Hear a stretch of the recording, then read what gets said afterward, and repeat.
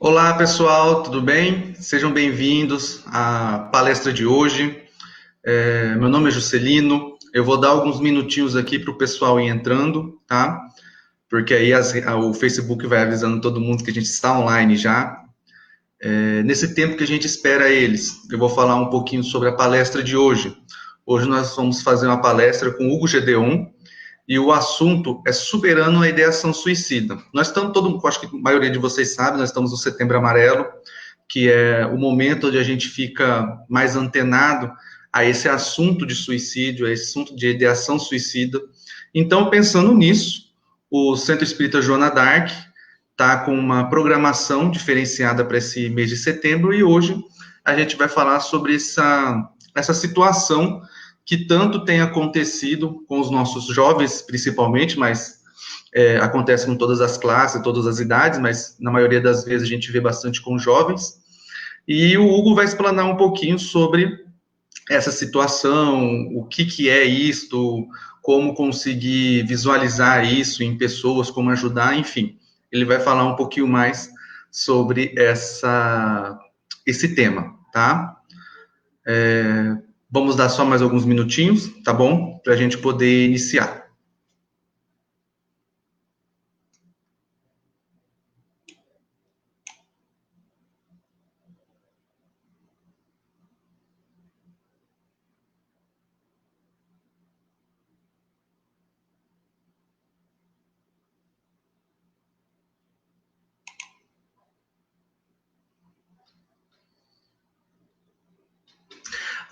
Já avisando aqui, vendo aqui a Eni, boa noite, Eni, a nossa presidente do nosso Centro Espírita, a Cleuzinha, boa noite, assistindo de Campinas, que maravilha, que bom que você está aqui com a gente, Cleuzinha.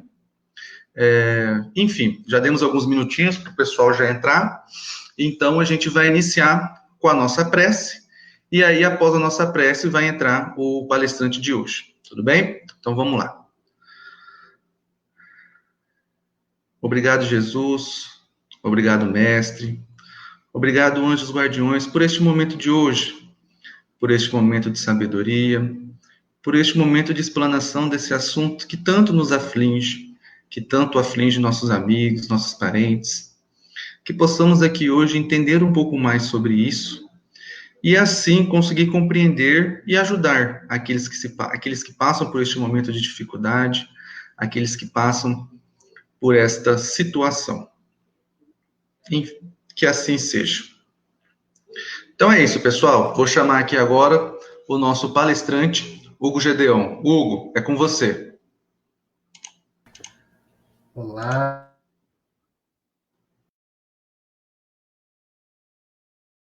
Gratidão, amigo, por essa abertura, pela prece. Que Jesus nos abençoe e tenhamos uma excelente atividade.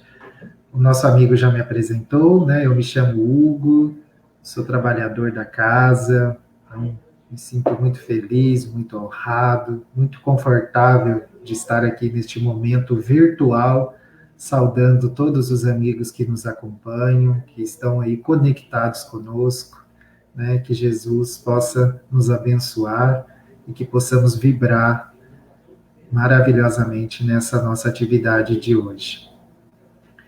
O tema, né, ele vem ao encontro, como muito bem pontuou o nosso amigo Juscelino, né, do mês de setembro, chamado comumente de Setembro Amarelo, que é uma campanha mundial sobre a valorização da vida ou a prevenção do suicídio, como gostam algumas abordagens de chamar, e é extremamente oportuno que falemos sobre isso, né, que falemos sobre essa situação que tanto tem assolado a nossa orbe terrestre.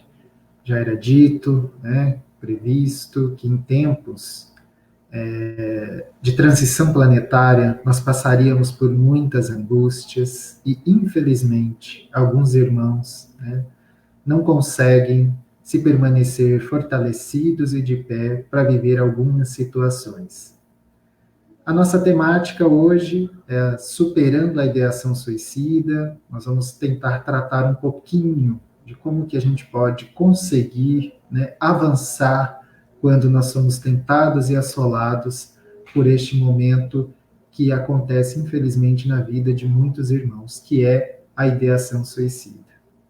É importante falarmos sobre isso e em algumas exposições, em algumas palestras, em alguns momentos, né, acompanhando aí algumas atividades virtuais da rede, né, da federação, da FEB, pude perceber que alguns expositores, né, chegaram a tratar o tema com a seriedade que lhe cabe, evidente, mas deixando um tom de que talvez essa situação ela não ocorra no meio espírita.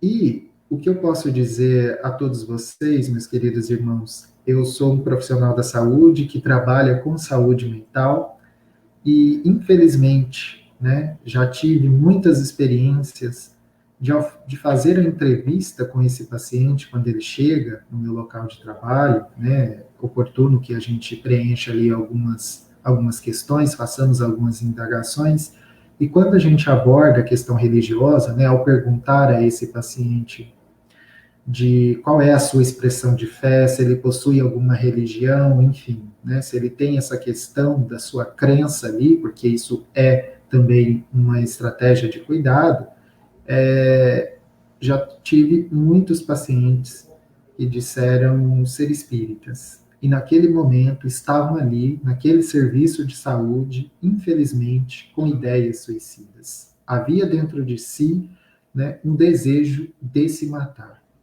E por que eu estou fazendo essas considerações já iniciais? É para deixar claro que, infelizmente, é uma realidade que permeia também o nosso movimento, né? Que acomete, infelizmente, também aquelas pessoas que já possuem um entendimento da imortalidade do espírito. Mas a gente vai conversar sobre isso no decorrer dessa nossa atividade e eu espero que a gente consiga aí fazer profundas e grandes reflexões, aprendendo juntos um pouquinho desse contexto.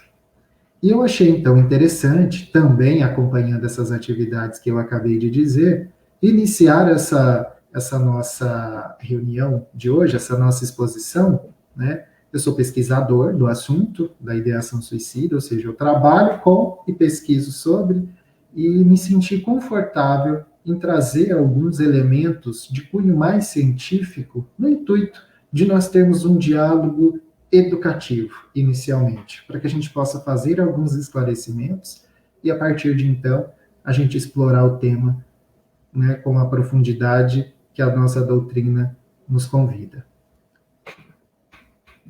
Quando eu falo de ideação suicida, na verdade, a ideação suicida ela faz parte de um comportamento chamado comportamento suicida.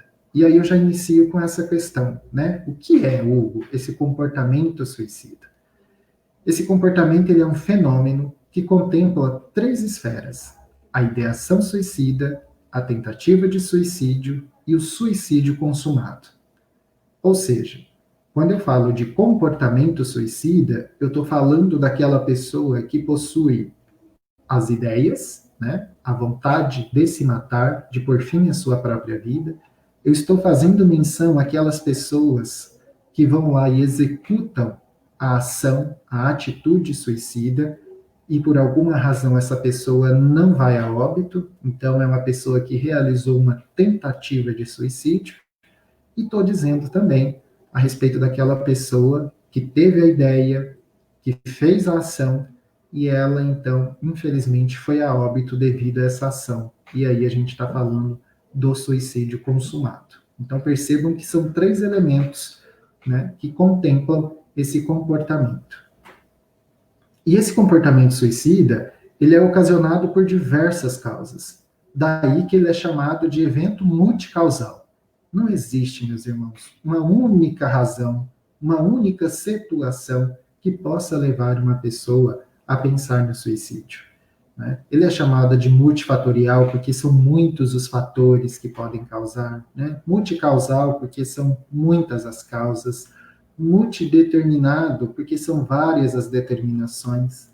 Eu até trago aqui, já iniciando, né, um exemplo de Judas, onde é certo que muitos de nós aqui saibamos que, biblicamente, né, isso está registrado, que Judas se suicidou.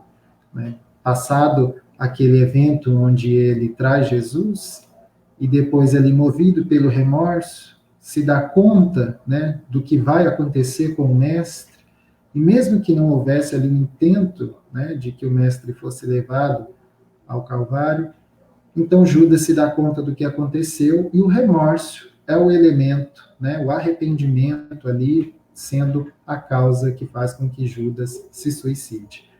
É um dos grandes exemplos da Bíblia, né, que consta no Evangelho, de um fenômeno de cunho suicida que acontece. Então, isso já nos dá margem para perceber que o suicídio, ele não é um fenômeno contemporâneo, né? Não é uma situação que acontece de uns tempos para cá, como comumente a gente costuma dizer. É uma situação que há muito tempo assola a humanidade.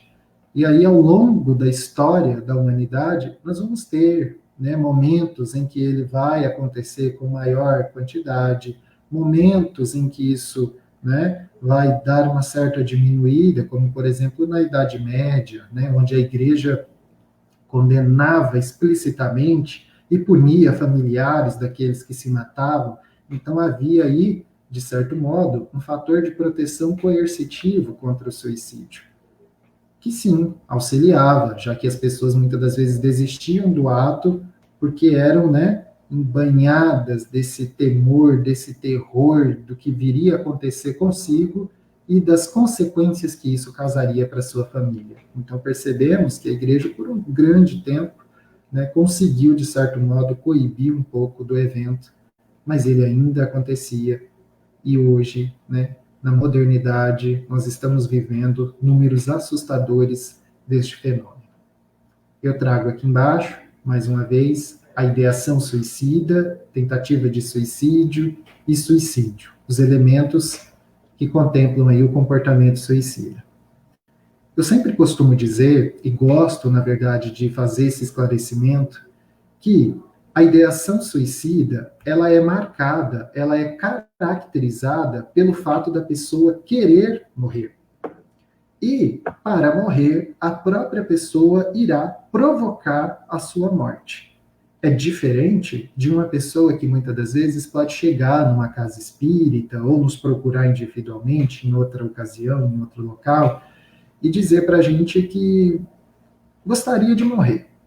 Gostaria, que a vida está muito ruim, a vida está muito mal, já não vê mais sentido na sua existência e acredita que a morte seria a solução para esse problema, para esse sofrimento que ela passa. Percebam, ela fala que há um desejo de morte. Mas se nós explorarmos esse discurso que esse irmão ou essa irmã nos traz, talvez nós encontremos aí evidências de que ela gostaria de que alguma fatalidade acontecesse para que ela morresse, mas que ela, por si só, né, não teria essa condição de pôr fim à sua própria vida. Então, eu não estou falando de uma pessoa que quer se matar, eu estou falando de uma pessoa que quer morrer. Quando uma pessoa diz para mim que gostaria de morrer, e para além disso, ela está pensando em fazer algo contra si, aí, nesse momento, eu estou diante de uma pessoa que está com uma ideação suicida. Isso precisa ficar claro, não só profissionalmente falando, mas, né, socialmente, seja alguém da família, algum amigo, enfim, alguém do meu trabalho, alguém da minha escola, da minha faculdade, mas para que, tendo esse entendimento, conseguindo, né, distinguir as duas situações, eu conduzo a situação da maneira mais adequada, né? Parece que uma pessoa que fala que quer morrer, mas ela não faria nada para dar fim à sua própria vida, nós teremos que conduzir isso de uma outra maneira.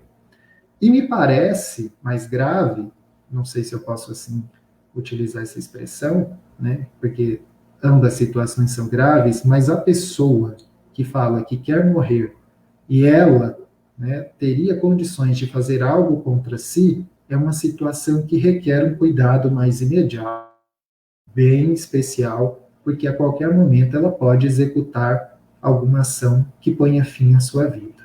Tá?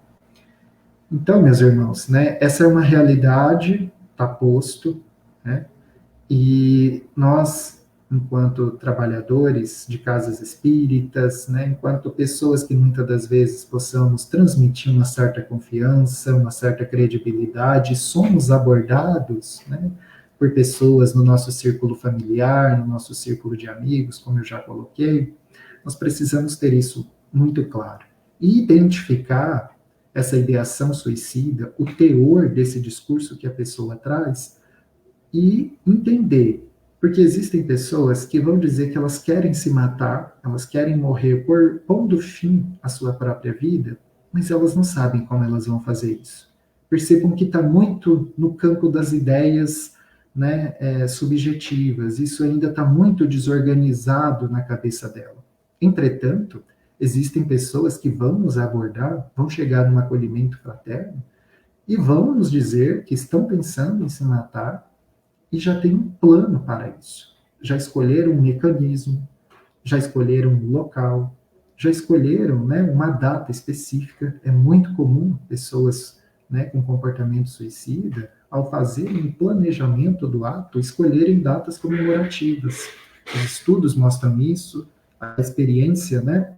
Então, pensemos numa pessoa que se sente solitária, que não enxerga mais, né, o brilho da vida, não enxerga, não entende, não compreende a vida como um presente divino, e de repente essa solidão toma conta, gerando um vazio existencial, uma dor, né, no seu coração, insuportável, e eis que são chegadas as festas de fim de ano, né, onde muito se vê essas festividades, né, com a família chegando, as reuniões familiares, as festas coletivas, né, onde as pessoas se reúnem e celebram juntas.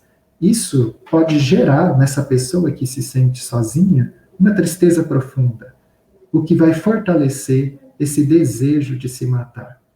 Então, eu trouxe esse exemplo, que é muito rotineiro, infelizmente, de uma pessoa que geralmente pode vir querer cometer o ato suicida justamente ali, naquela época de festas de fim de ano. Então, é muito comum pessoas escolherem datas comemorativas, né, para poder realizar o ato.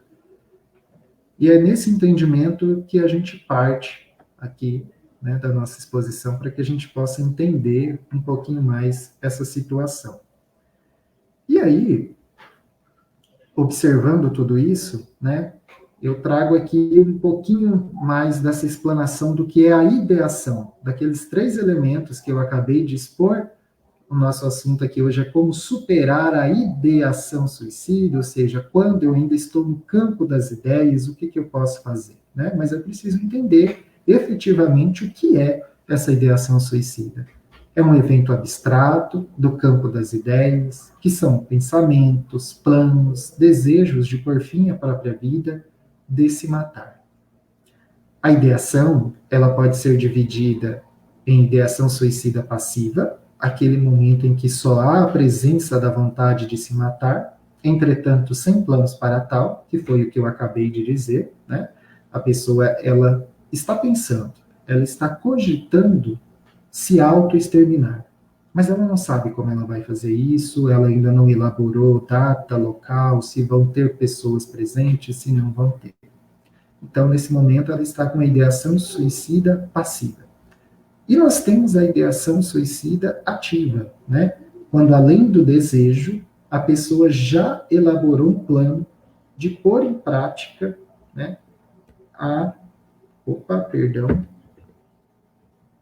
ao planejamento, ou seja, ela já sabe como ela vai fazer. Então percebam, queridos amigos, que neste momento a pessoa está numa situação, digamos, um pouco mais severa, né? Vai requerer aí um auxílio muito mais intenso de nossa parte, porque ela não só está pensando em se matar, como ela já sabe como ela vai fazer isso, o local onde ela vai fazer esse ato, né?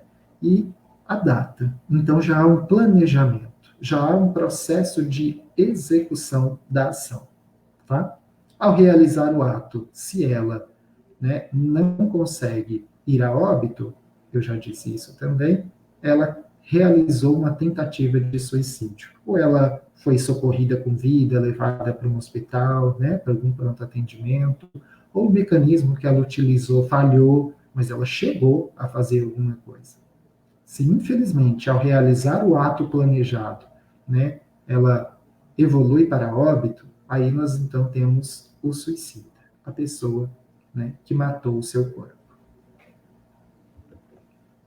E qual a magnitude do fenômeno? Em que proporções acontece o comportamento suicida? Eu achei prudente também, né, trazer aqui algumas informações dessa natureza, até para que a gente pudesse compreender em números que o evento acontece de modo muito intenso. Infelizmente, né, é algo mais comum do que a gente possa imaginar. Porque, às vezes, as pessoas que não têm contato com notícias desse evento, né, desse fenômeno, pessoas que nunca tiveram, felizmente, a presença do fenômeno suicida em sua vida, ou seja, ninguém próximo a si cometeu suicídio, né, morreu por suicídio, aliás. Então, a pessoa, geralmente, ela não tem dimensão, né, de como que esse evento acontece no mundo, acontece no Brasil, no nosso estado, na nossa cidade. E é importante que a gente possa ter uma certa aproximação com esses números, né, com essas quantidades, para que a gente possa ter essa, né, ter um horizonte de quão quantidade de pessoas, infelizmente, se matam. Então, os números do suicídio no mundo. Cerca de 800 mil pessoas morrem por ano em virtude do suicídio. Vejam só, meus amigos, 800 mil irmãos nossos põem fim em sua vida aproximadamente por ano. É um número muito grande. E ele já esteve muito pior. Dados de cerca de 6, 8 anos atrás mostravam que 1.200.000 pessoas se matavam no mundo. É um evento que mata mais do que as guerras anuais. Nós temos alguns conflitos a nível de mundo entre alguns países, mas esses conflitos, essas guerras pontuais, não possuem um quantitativo tão alto de óbitos quanto o fenômeno suicida. A nível do mundo, a cada 40 segundos, uma pessoa morre por suicídio. Vejam só, né, como isso é grave. Se nós colocássemos aqui um relógio contabilizando o tempo em que nós ficaríamos juntos, provavelmente a cada 40 segundos, né, se esse relógio controlasse esse tempo, nós teríamos ao término aqui, né, da nossa atividade um quantitativo de quantas pessoas se mataram enquanto nós estávamos aqui realizando a nossa atividade da noite. Isso é muito triste. É a segunda maior causa de morte entre pessoas de 15 a 29 anos. Ou seja, a nossa juventude, o futuro do mundo, está se matando. Isso é muito grave. A nível de mundo, o suicídio ele só perde para os casos de homicídio. 28 países, a situação ela é tão delicada, né, que 28 países já construíram, estão em processo de execução de planos de prevenção para o suicídio. E evidente, nós estamos falando de quase 1 milhão de pessoas se matando por ano, uma morte a cada 40 segundos, né? A segunda maior causa de morte entre jovens de 15 a 29 anos. Eis que, politicamente falando, os países estão começando a se organizar para pensar em mecanismos, em estratégias de ter o avanço, né, deste evento tão devastador na órbita terrestre. Todos esses dados aqui são da Organização Mundial de Saúde, né, que nos ilustra, que faz toda essa contabilidade para que fique explícito para nós em números essa dimensão. E no Brasil, meus queridos, né, na nossa pátria, como que vem se comportando essa situação? Então, aproximadamente 12 mil pessoas se matam por ano no Brasil. Tá? Eu trouxe aqui, embora tenha ficado um pouco ruim a arte, né, uma seta que nos indica que ano após ano esse fenômeno ele só vai aumentando. Tá? Então, em 2011, por exemplo, foram registrados, ou seja, a nível de todo o país, no ano de 2011, foram registrados 10.490 óbitos em decorrência do suicídio. No ano seguinte, 2012, foram 11.017. O tempo foi passando, esses números, né, se mantendo elevados.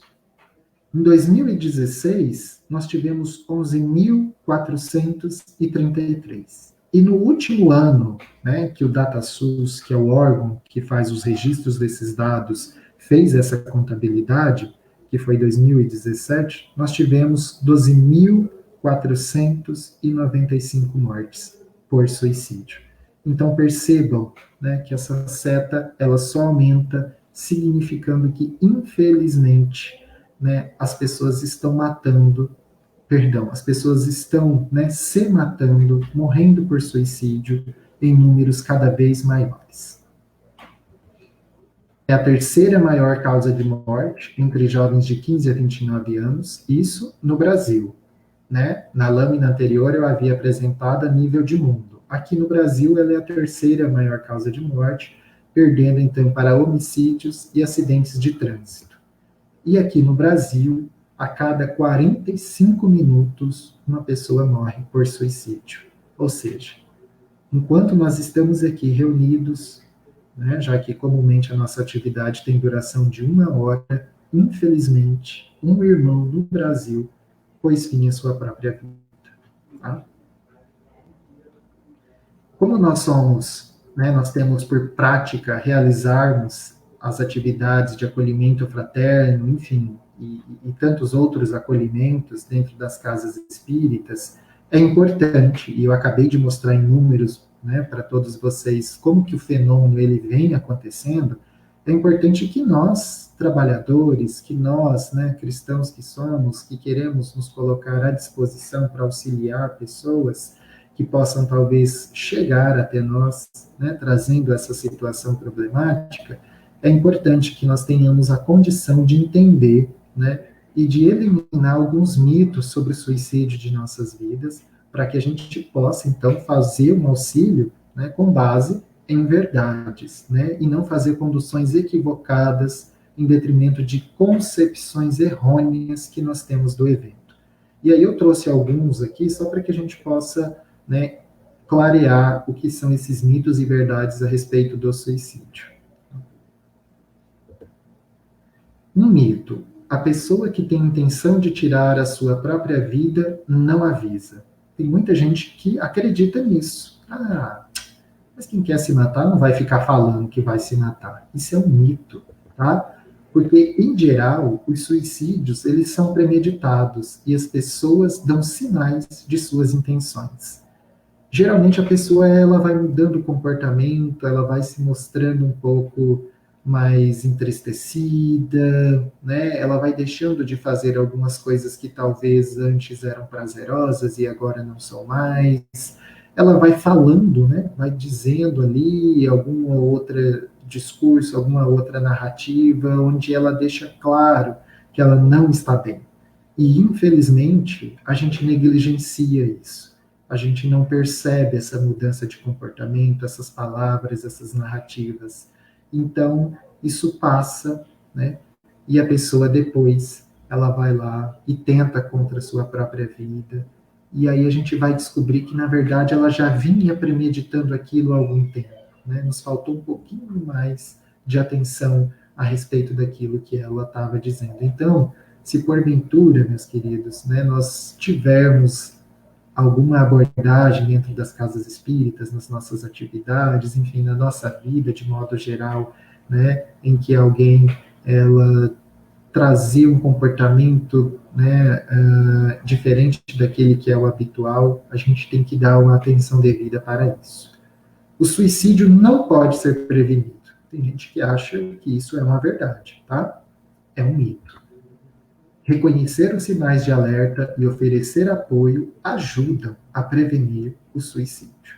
Muitas das vezes, a pessoa ela está precisando conversar, ela está sentindo uma dor tão insuportável, ela se percebe tão perdida, né? Ela não vê a chamada luz no fim do túnel. E a gente precisa estar atento a isso, né? Talvez ela vai estar desorganizada, um pouco arredia a nossa proposta de ajuda, mas a gente reconhecendo isso como um sinal de alerta, é possível sim que a gente possa ofertar alguma maneira, né, de dar um certo apoio e a gente prevenir que a pessoa então se atente contra a sua própria vida. Pessoas que falam sobre suicídio só querem chamar a atenção. Isso é um clássico. Eu, infelizmente, escuto muitas pessoas que acreditam nessa afirmação, né? E aí elas acham que a pessoa ela não vai fazer nada, que a pessoa está mentindo, né? Que ela está dizendo que quer se matar, mas é só está querendo causar, só está querendo tumultuar. É um equívoco a gente achar que isso, né, que a pessoa está fazendo isso para chamar a atenção. A expressão do desejo suicida nunca deve ser interpretada como uma simples ameaça ou uma chantagem emocional. E muitas das vezes eu já vivi situações onde uma pessoa, ao duvidar e ao afirmar que esse irmão estava querendo chamar a atenção, desafiou ainda a pessoa a fazer o que ela estava dizendo que iria fazer. Resultado, a pessoa foi lá e realmente atentou contra a sua própria vida. Então a gente sempre tem que valorizar, né, esse desabafo, essa situação, essa expressão de dor que muitas das vezes vem acompanhada desse discurso do querer se matar. Um outro mito, falar sobre o suicídio pode estimular sua realização. É outra situação muito comum e é por isso que as pessoas não falam sobre suicídio. Falar de morte já é algo muito desconfortável.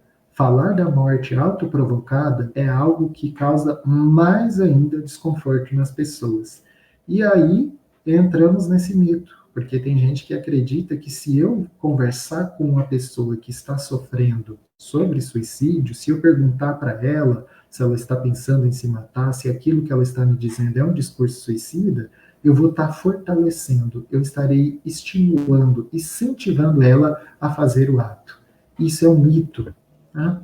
Perguntar sobre a intenção de suicídio não aumenta nas pessoas o desejo de realizar o ato. Então a gente precisa entender que nós temos que saber como falar, evitar julgamentos, evitar tornar o problema da pessoa trivial, porque muitas das vezes a gente desvaloriza o sofrimento dos nossos irmãos, né? Desvalorizamos aquela expressão de dor que ela está trazendo, e aí a gente pode estar certamente, né, tornando essa pessoa com um sentimento de menos-valia, fortalecendo nela essa tristeza que ela pode estar vindo sentir, e é possível que ela vá realizar o ato. Mas, né, se nós chegarmos para essa pessoa de coração aberto, certamente, né, imunes a julgamentos, deixando o nosso julgômetro de lado e realmente disposto a auxiliar, é possível sim que a gente possa, né, auxiliar essa pessoa e ela possa então, né, repensar esse desejo de morte, essa vontade de se matar. Mediante, meus irmãos, né, essas considerações iniciais que tiveram aí um mecanismo mais científico, né, fica claro para nós a importância de falarmos sobre a ideação suicida, né, que é um momento crucial em que se pode haver um enorme prejuízo para a pessoa, porque ela comumente emerge de uma situação em que o indivíduo acredita que a vida não possui mais sentido de ser vivida. A existência não tem mais objetivo. E esse momento ele é fundamental, porque como eu disse lá no início da minha fala, a pessoa que infelizmente já foi a óbito, nós não conseguimos fazer mais nada pela existência dela aqui, né, enquanto encarnado. A pessoa que tenta o suicídio, pode ser que ela fique sequelada, a depender da maneira que ela tentou o suicídio. Então, já houve ali, de algum modo, prejuízo, né? Em que seja na matéria, no corpo que hoje a sua alma reside. neste momento aqui da ideação suicida, é o momento em que a gente pode ofertar um auxílio e um apoio sem haver um prejuízo ainda tão significativo na vida da pessoa, porque ela está nesse movimento de acreditar que a vida não possui mais sentido de ser vivida. A existência não tem objetivo. Mas qual o objetivo da vida? E é para essa reflexão que eu caminho com a nossa atividade agora. Lembro-me de ter ouvido certa feita, né, Haroldo Dutra, numa exposição a respeito da valorização da vida, trazer como exemplo um livro que se tornou uma série, né, numa plataforma de filmes, e esse livro se chama Os 13 Porquês. Os 13 Porquês de uma moça, de uma jovem, que decide se matar. Né? Então ela elenca ali 13 razões, deixa isso gravado, e ao término da série, né, ao término do livro, ela infelizmente se mata. Foi muito polêmico essa série, né, porque ela era voltada para um público jovem, e muitos estudiosos, muitos suicidologistas, pessoas que pesquisam o fenômeno suicida, apontaram que ela, de algum modo, ao mostrar aquela personagem se matando, ela estava roteirizando como a pessoa poderia se matar. Enfim, mas no livro ela trata dessas 13 razões para se matar. E Haroldo, então, vai dizer para nós que nós temos, enquanto espíritas, um livro que nos dá 1018 razões, nas versões mais clássicas, para que a gente possa continuar vivo. E esse livro se chama O Livro dos Espíritos, né? Uma obra basilar da nossa doutrina espírita, um Pentateuco kardeciano, que vão nos dar e elucidar diversas questões. E é com base, então, no Livro dos Espíritos que eu fui em busca, né, dessa resposta de qual o objetivo da vida. E a questão 132 consta, né, quando Kardec pergunta aos amigos, né, aos amigos espíritos, qual o objetivo da encarnação dos espíritos, ou seja, qual é o objetivo das nossas existências enquanto pessoas encarnadas, né, enquanto espíritos encarnados. Então, o espírito de verdade responde: Deus lhes impõe a encarnação com o fim de fazê-lo chegar à perfeição. Para uns é expiação, para outros, missão. Mas para alcançarem essa perfeição, tem que sofrer todas as vicissitudes da existência corporal. Nisso é que está a expiação. Visa ainda outro fim, a encarnação, o de pôr o espírito em condições de suportar a parte que lhe toca na obra da criação. A ação dos seres corpóreos é necessária à marcha do universo. Deus, porém, na sua sabedoria, quis que nessa mesma ação eles encontrassem um meio de progredir e de se aproximar dele. Deste modo, por uma admirável lei da providência, tudo se encandeia, tudo é solidário na natureza. Meus queridos, depois de uma resposta como essa, né, eu acredito que se fosse possível introjetar a semântica, o sentido desta pergunta nos corações de todos aqueles que porventura acreditam que a vida não tem razão alguma de ser vivida, uma enorme e positiva transformação aconteceria. Porque eis aqui o objetivo de nossa existência, é que nós possamos chegar à perfeição. Para uns, esta marcha rumo à perfeição vai ser uma expiação, e para outros vai ser uma missão. Vejam que em momento algum foi dito aqui que tudo seria um mar de rosas, que estaríamos imunes aos sofrimentos da orbe terrestre, às tentações que nos assolam, né, aos sentimentos que muitas das vezes não são positivos e que se aproximam de nós. E a questão próxima ainda, né, corrobora com essa questão primeira. Tem necessidade de encarnação os espíritos que desde o princípio seguiram o caminho do bem? E aí o espírito de verdade responde: todos são criados simples e ignorantes, e se instruem nas lutas e tribulações da vida corporal. Deus, que é justo, não podia fazer felizes a uns sem fadigas e trabalhos, consequentemente, sem mérito.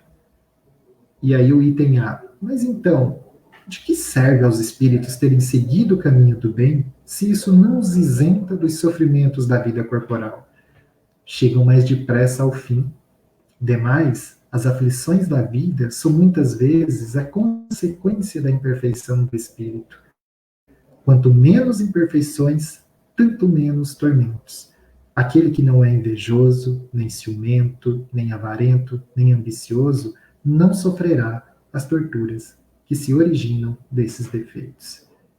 Então percebam, irmãos, né, que ainda que nós façamos tudo o que for adequado, né, e tenhamos como propósito seguir o caminho do bem, né, nós não estamos imunes às vicissitudes de nossa existência humana, de nossa encarnação.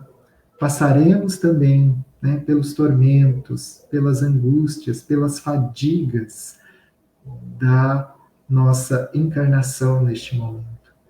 E isso é muito interessante, porque, como eu disse no início de nossa atividade, a ideação suicida ela surge de vários fatores, de várias ocasiões.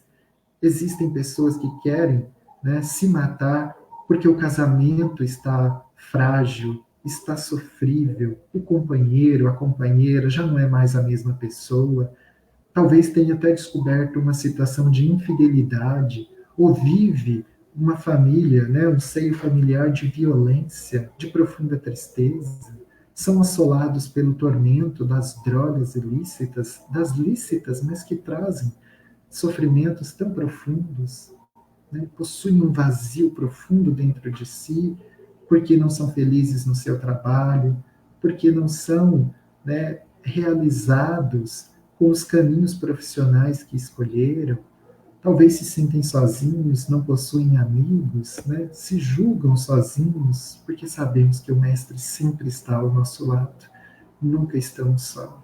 Mas nós somos seres coletivos, né? E muitas das vezes temos essa necessidade de contarmos com o apoio de amigos, e nós talvez nos fragilizamos tanto que já não conseguimos mais sequer encontrar as forças para buscar o Mestre.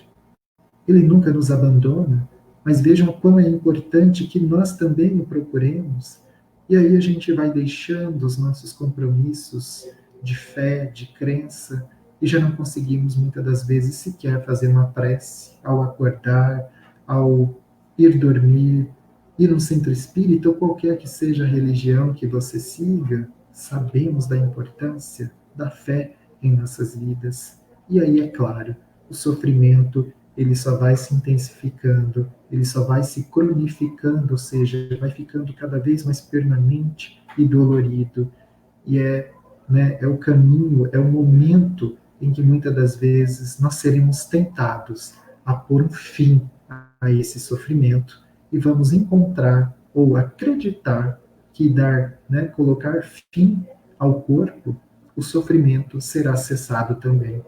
E várias obras, né, da nossa doutrina espírita nos expõem que esse é um engano terrível, pois talvez nós colocaremos fim, né, caso o óbito aconteça, no corpo, na matéria, mas o espírito continuará, e nós ainda, né, e aí nós tenhamos talvez a concepção do erro que cometemos, porque estávamos sofrendo de algum modo, fadigados, exauridos, mas já estava no nosso planejamento aquela fadiga, aquele sofrimento que seria extremamente educativo e nos fortaleceria rumo à marcha do progresso moral, né, com o objetivo final da nossa perfeição. Eu encontrei aqui nessa obra maravilhosa, né, que foi editada pelo Espírito Emmanuel, psicografia de Chico Xavier. Essa obra ela se chama Pronto Socorro, e eu acredito que ela vai dar conta de auxiliar já ao final aqui da nossa exposição, porque ela traz uma mensagem sobre a prevenção contra o suicídio.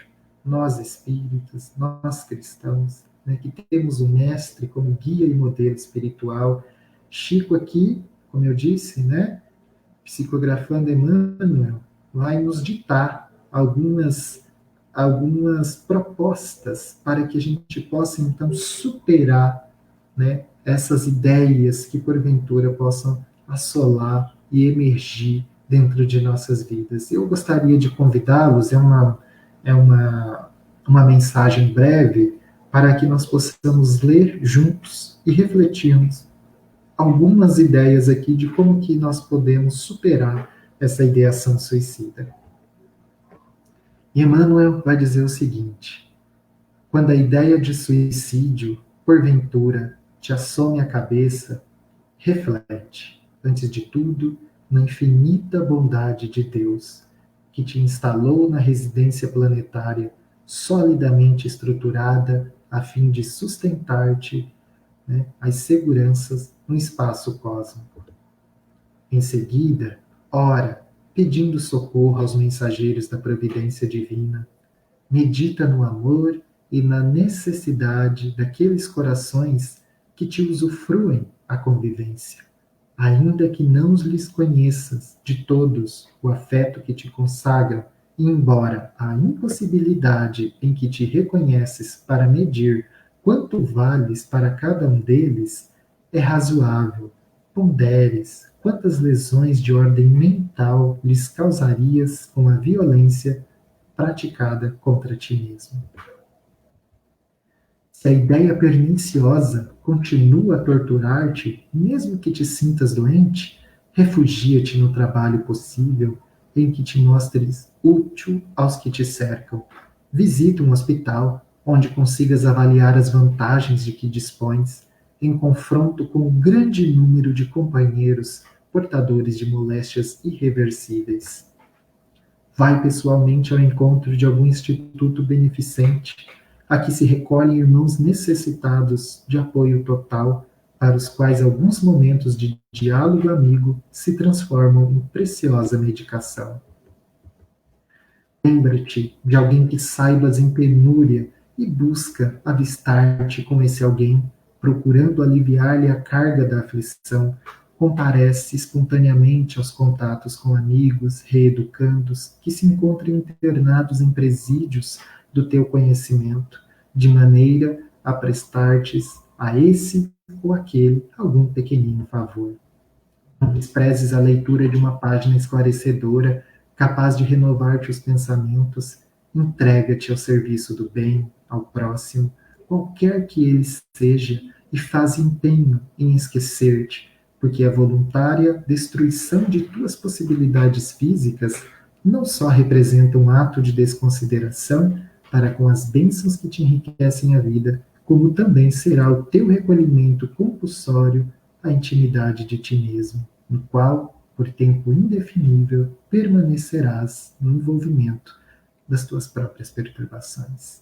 Vejam que lindos, amigos. Eis aqui um panorama de como nós podemos superar esse fenômeno suicida. E o que Chico nos apresenta, né, através aí da mensagem ditada por Emmanuel, é o poder da prece, pois sabemos que Jesus, que a espiritualidade amiga, jamais cerra os ouvidos para uma prece que é feita de coração, que é feita, né, com vontade, desejosa de ser alcançada, de atingir, né, as mais altas esferas. Entrega ao Senhor, mostre para Jesus, ainda que ele já saiba, mas nessa demonstração de confiança, quais são as dores que te assolam o coração, quais são as perturbações, as moléstias físicas, talvez, que podem estar suscitando, fazer com que essa ideia suicida apareça. É sabido que Jesus jamais vai negligenciar uma prece feita por um irmão dele. O exercício da gratidão é outro fenômeno, né, muito exposto, já que a vida é um presente. E nós sabemos disso, que estamos aqui neste momento encarnados, tendo a oportunidade de evoluir, como o próprio Livro dos Espíritos nos esclarece, e é um presente, pois nós temos essa magnífica chance de caminhar rumo à perfeição, né, experienciando expiações ou vivenciando as nossas missões. A evangelioterapia, né, é um neologismo aqui criado, mas sim, o evangelho, ele é uma terapia. Jesus deixa esse roteiro lindo, magnífico, né, para que nós possamos nos inspirar. São tantas as parábolas, a própria vida de Jesus, sendo ali um exemplo belíssimo a ser seguido, e certamente fazer uma leitura diária de alguma passagem do Evangelho pode contribuir muito, e que este Evangelho possa ser redivivo, não só lido, mas vivido no nosso dia a dia. Certamente essas ideias perturbadoras, né, do suicídio se afastarão de nós.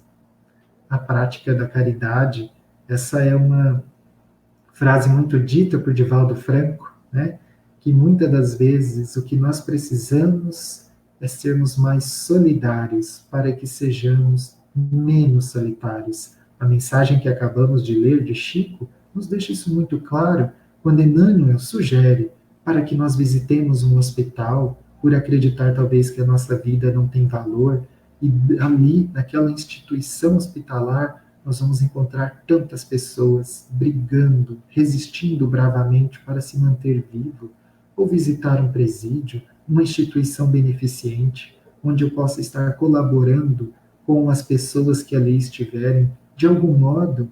E quando a gente fala da caridade, da solidariedade, muitas pessoas pensam somente no dinheiro, mas uma hora do meu dia em que eu oferto, né, os meus ouvidos, as minhas palavras doces para conversar com alguém, é profunda essa troca. Existe ali uma energia sendo, né, praticada, uma energia positiva que certamente contribuirá para que a gente possa superar a ideação suicida. Lembrarmos sempre, sobretudo nós espíritas, da imortalidade do espírito. É um engano, meus queridos. Se passa em algum momento que a vida termina aqui, que no cemitério ficará as nossas dores e não teremos, né, qualquer tipo de consequência pelo ato que praticarmos contra nós mesmos. O espírito continuará vivo e certamente a lei da ação e reação, né, ela será executada. Conscientes ainda da misericórdia e da providência divina, mas nós não morreremos. A vida não vai cessar ali no túmulo. Lembremos sempre da imortalidade do Espírito e de que Jesus é conosco, né, na empreitada da vida.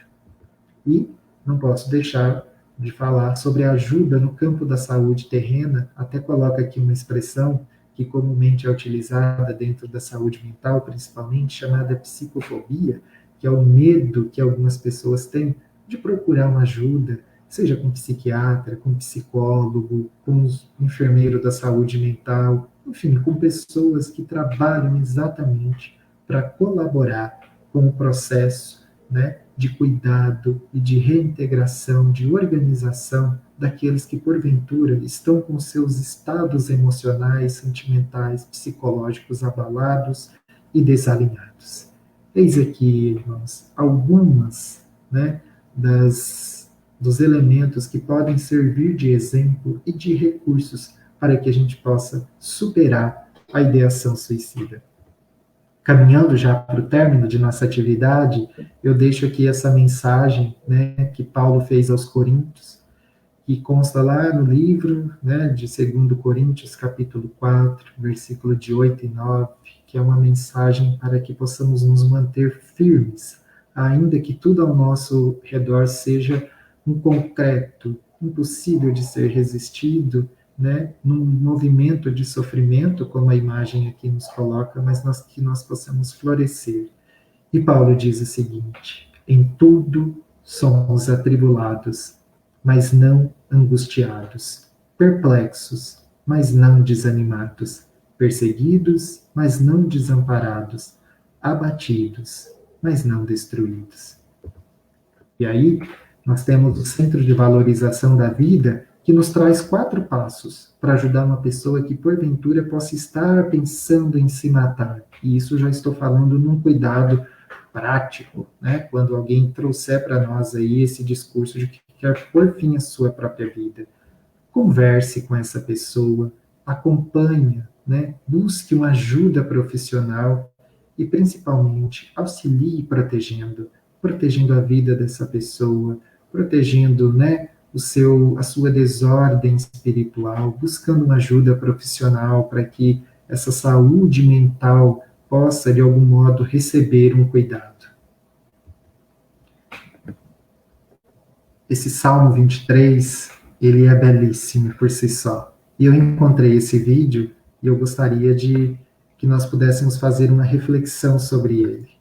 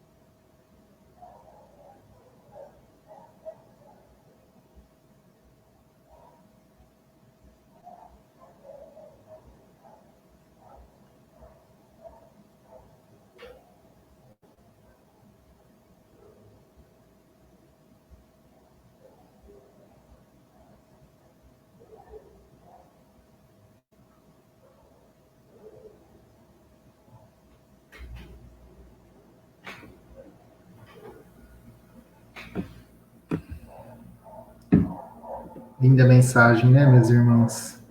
Eu gostaria de deixar essa lâmina aqui para que a gente possa fazer a nossa prece final, convidando a todos vocês a fechar os olhos, para que possamos então mentalizarmos, nos conectarmos com a imagem de Jesus, os nossos anjos de guarda, os amigos benfeitores que estão em cada lar, em cada lugar, que estejam as pessoas que porventura estiverem ouvindo esta exposição, como eu sei que ela fica gravada, e oportunamente, em outra ocasião, aqueles que necessitarem encontrarem esta exposição, que possam se sentir profundamente tocados por ela.